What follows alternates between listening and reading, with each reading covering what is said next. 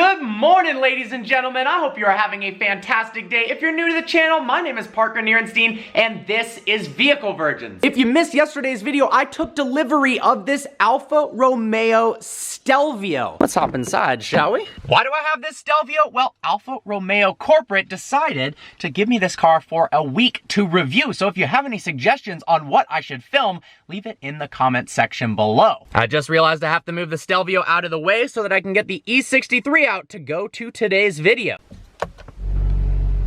Goodbye for the day, Alpha. Good morning, Allie. Let's roll. Today I am reviewing pretty much the most insane truck that I have ever seen in my entire life. I met John Hennessey at SEMA last year, and then again at Geneva, and he said, why don't you come take our Velociraptor 6x6 for a spin? Can't really turn down that offer. I'm excited to see what it's all about. Let's roll there. The sun is shining today, and that means it's review season, ladies and gentlemen. I've pulled into the parking lot right outside where they filmed Westworld. I thought this would be a great location to film the Velociraptor, waiting for John Hennessey to pull that truck in. Yep, there it is. That is beyond ridiculous. I think it's time to cue the cinematic shots. Oh girl, just say something. Oh baby, won't you say something? No running.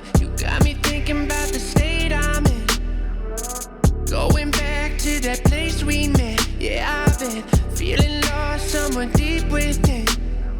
Today I am reviewing one of the world's craziest trucks, the Hennessey Velociraptor 6x6. For the wild few who decided that a normal Ford Raptor was too boring, I guess Hennessey decided that as well. Now we've got an extra axle, 2 more wheels, and a heck of a lot more power. That's right, this thing has 6 wheels, just like the Mercedes 6x6, only this has more horsepower and it costs $300,000 less. Under the hood of this beast lies Ford's EcoBoost 3.5-liter twin turbocharged V6. In the production Raptor, that makes 450 horsepower and 510 pound-feet of torque. But once again, Hennessey, like with every single one of their products, believed that wasn't enough horsepower. So we've now got a tune, a stainless steel exhaust, a new intercooler, boosting the power of this truck to 600 horsepower and 622 pound-feet of torque. Come around to the side of the Velociraptor 6x6, and that's where things get really interesting.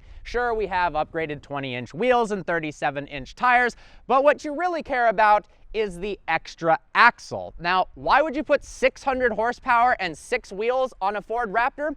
Well, according to John Hennessey, because you can. And for $22,000 extra dollars, you can upgrade the Brembo brakes. Now, the suspension on the stock Raptor is already incredibly impressive. We have 3-inch Fox racing shocks with 13 inches of front travel and 14 inches of travel in the rear. But once again, Hennessey needed to beef that up, and it's been given a 6.5-inch lift as well as another 1.5 inches of height from the tires, making it 8 inches higher than a normal Raptor. They are only making 50 of these things, half of which are coming to the United States. So rest assured, if you buy one, you're not gonna see anything else like it on the road. How much does this cost? $349,000. The good news is, however, that does include a donor new Ford Raptor. Now, from the looks of it, you'd imagine the Velociraptor 6x6 weighs as much as a tank. You'd actually be wrong. It only weighs 700 pounds more than a stock Raptor, putting it at about 6,400 pounds. And the crazy part is, with that upgrade in power, even though it weighs over 3 tons, this thing is able to accelerate from 0 to 60 in 4.9 seconds. We've got a special guest today, John Hennessey, the creator of this vehicle. Let's take this for a spin and ask him some questions about it. We are now inside of the Velociraptor with John Hennessey himself. Hey, Parker. Thanks so much for man. coming out and letting me drive this absolute beast. Yeah. Fire this thing up. Definitely, you've improved the exhaust note tremendously. Got a little nice growl to it for the EcoBoost V6 twin turbo, but still very drivable. Yeah. Definitely one of people's biggest complaints on the new generation Raptor was the fact that they did a twin turbo 6-cylinder instead of the big V8. But yeah, I'm a V8 guy too. I would have preferred a V8, but it is what it is. But the Raptor, the EcoBoost, still makes great power in stock form. It's very reliable to tune. Last year we modified over 100 Raptors with our Velociraptor 600 package.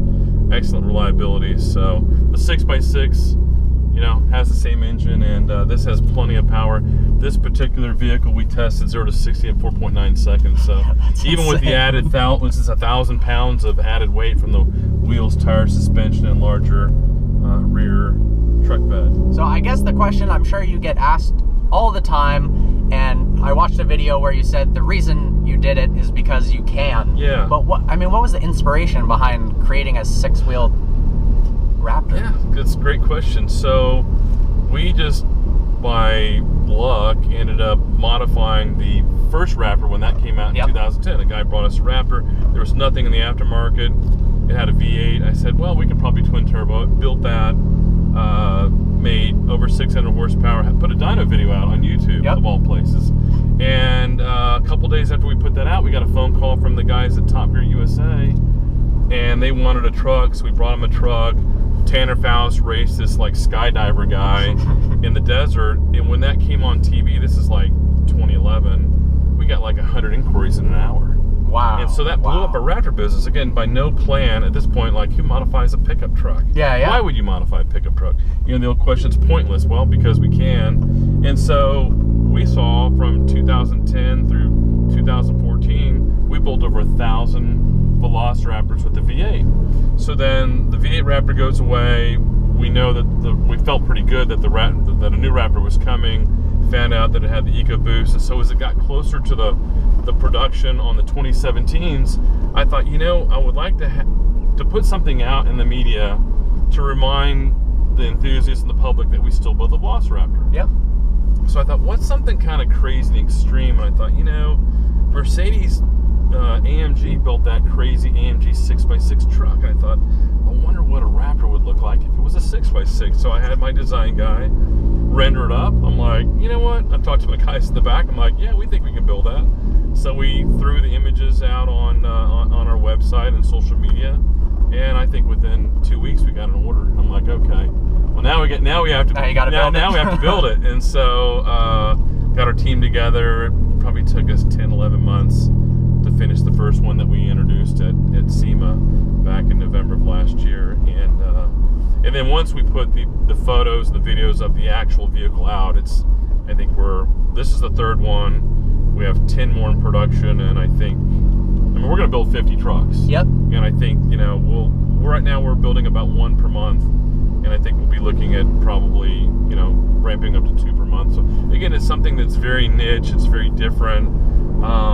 But yeah, for the, you know, if you want to pull into the montage in Beverly Hills, and you got the Rolls Royce and the Bugatti and the high profile cars. Yeah, this will probably get more attention. You pull in the 6x6 and you make quite a statement, I believe. So I got to be honest, I've driven a stock Raptor, and it feels not that much harder to drive. I mean, it's definitely, you can feel that it's lifted, but for a car that, the bed is 8 feet now instead of 5.5, and you've got 6 wheels. Correct. You can drive this pretty easily. Yeah. I mean, it obviously it has a much wider turning radius. I kind of compare it to like the turning radius of a school bus. So, you know, parking you kind of have to be mindful of where you're going to park. But the other thing is, because it's so outrageous, like I had a meeting in Santa Monica the other day and there was no parking. I just kind of parked on the side street, you know, and I'm just kind of like, well, if I get a ticket, I get a ticket, but I don't think there's anything really that can tow this thing. So yeah, probably not. And just like people kind of marvel at it and look at it and think it's cool. So the parking can be potentially a challenge. It's not going to go in a parking garage anywhere. But again, this is designed for more of the kind of the open road. And, you know, and I'm going to guess most of our clients, they enjoy kind of showing it off. Sure. But if you did want to go to sand or you wanted to go to mud and dirt, I mean, you've got double the traction in the rear. So, I mean, that's kind of where the original 6x6s were derived. They were a military spec for, you know, trying to not get stuck in the mud and things of that nature. So we got the same transmission as stock, 10 speed? Still the factory 10 speed. This has the stock brakes. We only offer a couple of options. We have a full 6-wheel Brembo setup where it's got the 6 piston calipers in the front, and then 2 pair of the 4 piston calipers with the 15.1 inch rotors all the way around. So it looks cool, and it does stop. It does have improved stopping performance. That's $25,000, and then the interior we can do a leather upgrade and change the colors of the interior. That's another $25,000. So the base 6x6 with the fully loaded, including the fully loaded 2018 Ford Raptor truck is $350. And then again, if you do the other two, the interior and the brake option, it'd be $400,000. See, you know, obviously that's a huge amount of money for a pickup truck. But by comparison, when AMG Mercedes was offering the 6x6, those were $700,000 new. They only built 100. They didn't sell them in the U.S. There's guys that have imported them. Yep. Those AMG 6x6 trucks now, when they come up for sale, there's very few that are for sale at any given time. They're over $1 million. Yeah, no, I've definitely seen the Brabus. When we first introduced the Velociraptor 6x6 last year, I got a phone call from a good client who owns a Veyron and a Chiron, and basically said, hey, look, I've looked at buying a used AMG 6x6. It's over $1 million. I've got to import it into the U.S. Your truck at $350,000 is an absolute bargain. You're going to sell a bunch of those. So it's crazy when you get into this segment that somebody could say, oh my God, $350,000 for a Raptor. What are you, crazy? But what other vehicle like this with 6 wheels and more power is really out there? Yeah, and I think for some people, what they drive is somewhat a statement about who they are. And this is definitely makes a statement that you like big, bold things and don't mind being a little in your face about it. And I think in Southern California especially, most of the Raptors are kind of in a way a status symbol. The people aren't off-roading them. It was the cool new truck. At one point they had $25,000 markup, so you're paying $100 for a stock Raptor. Right. Again, this has got all the functionality and comfort of the factory Raptor. And look, if you wanted to go up some really gnarly trails, because of its length, it's not going to be able to turn switchbacks like a normal Raptor would. But again, if you're going to go, if you live in the Middle East and you want to go out and go nuts in the sand, it's perfect for that. And then we've got obviously some of the factory elements of the Raptor, like there's 6 different driving modes. We're in sport right now. There's Baja mode, which is super cool. It actually limits the ABS from kicking in, so when you slam on the brakes, you're actually able to get some lockup. If you're in the sand, the wheels come to a stop and dig in, so you can slow down. And I think it also keeps the turbo spooled at 20,000 RPM, so when you get back on the gas, you've got torque right away. Yeah, and we don't change any of those calibrations. I mean, when we add power to the upgrade, it basically doesn't change any of the off-road functionality. Obviously, on a Malibu Canyon back road, it's not the home for a car like this, but it's not terrible. No, it's not terrible, and it's actually the bit of driving that I've done around LA the last few days. I find it kind of fun to drive around. Again, you have to kind of be mindful of your parking situation, but other than that, you have to be mindful of people hanging out their windows with their cameras. Yeah, no, this is definitely a ridiculous attention getter. There's something about massive trucks, but because this isn't just lifted, it's got those extra set of wheels, people go, oh, wait, that's a Ford? What even is that? And while we're talking about it, I'll give you 2 functional values of the 6x6. The first one would be with the increased lift. If you're in an area where you've got to go through deep water, or I mean, like Hurricane Harvey flooded and destroyed my home back last August, completely wiped it out. We were able to get out. My wife's got a GMC Denali that's stock, and so the water was up to the hood when we pulled out of the driveway, and I was able to get out fairly quickly. I actually had to pull up on the median to get the nose out of the water. So look, I mean, for where I live, where it can flood and it has flooded, I'd like to have something with this kind of height. It's kind of right at the point where you can get in it. If it was any taller, it would be harder to get into. And the second thing would be is that the factory Raptor, I think, is rated to tow around 6,000-7,000 pounds. This one's rated to tow 10. Wow. And could probably tow more. I think that's probably the safe limit for the EcoBoost if you were going to be towing up like the Grapevine or something super steep for extended periods of time. But so it does have increased towing capacity. And look, I mean, you know, if you didn't have the roll bar in the back, you could put 4x8 sheets of plywood and drywall back there. But nobody's going to buy a $350,000 Velociraptor 6x6 to go do work necessarily. But you could if you wanted to. I wanted the Raptor, but the 5.5 foot bed wasn't good enough, so I've completely overhauled it so we could have some extra storage. So where do the most of these cars go to? What markets? This particular one's going to Japan, and I can't wait to see some photos with Mount Fuji in the background, or down in the Ginsu district, or something cool like that. First one went to Miami. So, you know, that owner will be seen in South Beach or Fort Lauderdale from time to time. And then the second one went to Tampa. And it's going to a big charity car show tomorrow. So, yeah. And then the other 10, I know there's 3 that I can think of that are going to the Middle East, 2 going to Kuwait, 1 going to Dubai, and so I think Middle East will be a very popular market. Again, for, you know, it's very cool and different. And makes a statement, but also has practicality if you want to go out and get in the sand. So let's see, we've got these magnesium steering wheel mounted shifters that I remember from the stock car don't have the best paddle response, but now we've got a lot more power. The blow-off valve, that's nice. Yeah, we tested this truck before we shipped it out here from Texas. It did 0 to 60 in 4.9 seconds, and it has 1,000 pounds of extra weight in the rear. Yeah, I mean that's sports car levels of performance in it is kind of crazy. in it is kind of 3+ ton truck. Unbelievable. It and again, I think for the EcoBoost, it does have a good sound to it.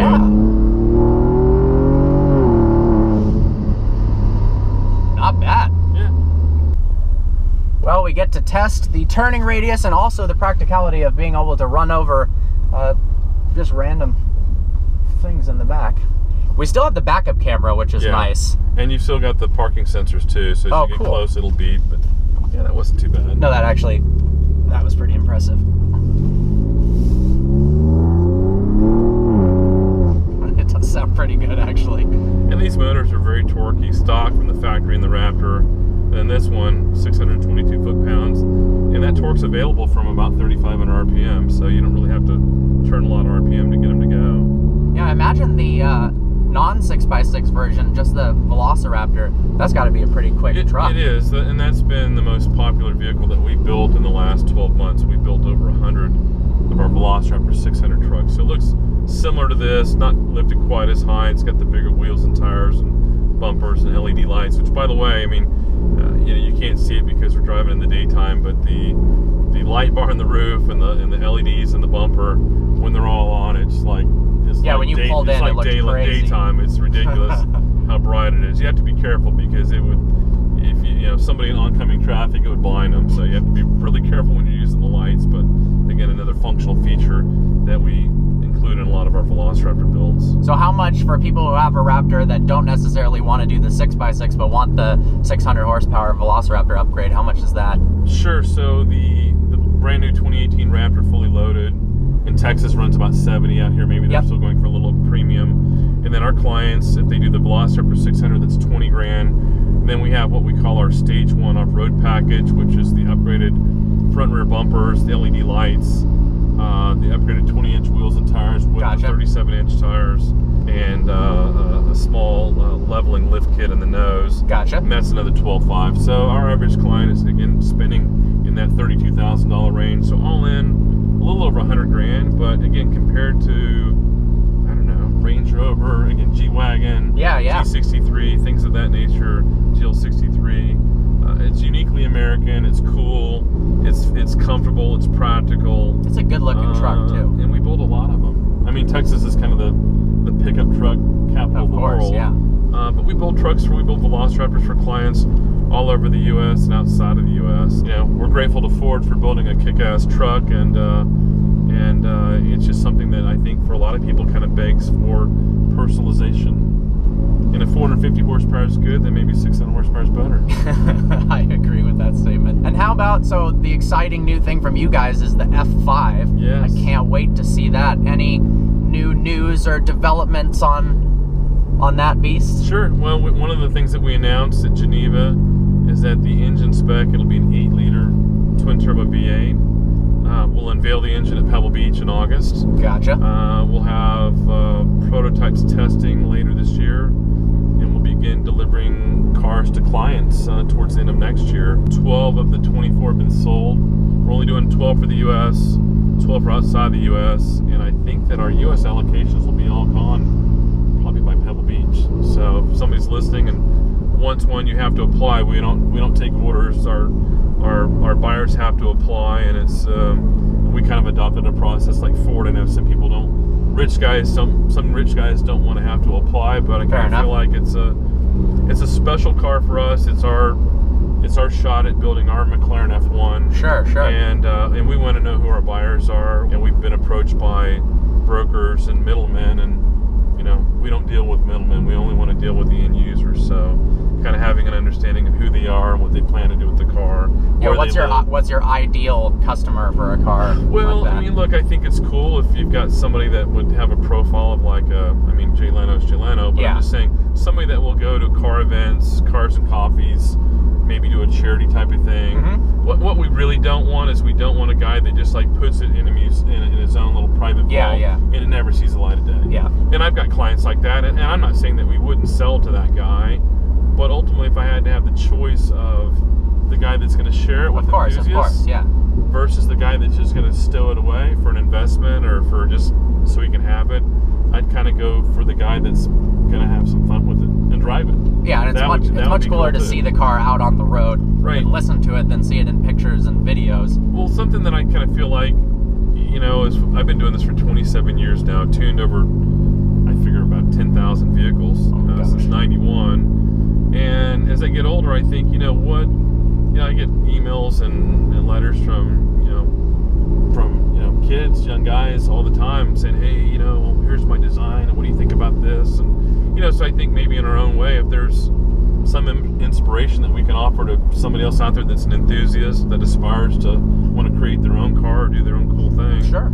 I think there's value in that. And that maybe that young guy that, like, I want to be an astronaut when I was a kid, and that didn't work out, but now here I am building fast cars. And so maybe there's some young guy or girl out there that sees some crazy guy from Texas and his whole band of, talented craftsmen building wacky, crazy fast stuff like 6x6s and Phantom F5s. Maybe they get inspired and think that's cool and they want to do that, but then, maybe somewhere along the way they become a doctor, they become an artist or a vlogger or whatever, So anyway, I just think that's kind of a cool thing about the hobby, and I don't know, I never really kind of thought about it as like a responsibility, but I just kind of feel like it's something that we want to do with what we build. Well, thank you so much for your time and letting me drive this thing. Absolutely. It's been a wild experience, that's for sure. No, it's great. We love watching your videos and keep the good stuff coming. Thank you very much, and I think we got to do something out at your facility in Texas. Yeah, please come to Texas. We have our own drag strip. We have tuner school. We have 60 vehicles in the building. I've got a Demon. I've got a new 4 GT. We've got the Exorcist. We got all kinds of crazy stuff that you can actually get out and really drive them fast with the drag strip there. Yeah, I've seen your strip. I'm jealous. Not have to worry about the CHPs or the park rangers. Well, cool. That definitely needs to happen. I hope you guys enjoyed this video. Definitely something different, driving a massive truck instead of your usual German cars or high-performance supercars. But awesome experience. Great to have you, who obviously is so passionate and knowledgeable about what we're doing today. Thanks, Parker. Hope you guys enjoyed the video. Like always, please browse the channel and subscribe. I look forward to seeing you next video.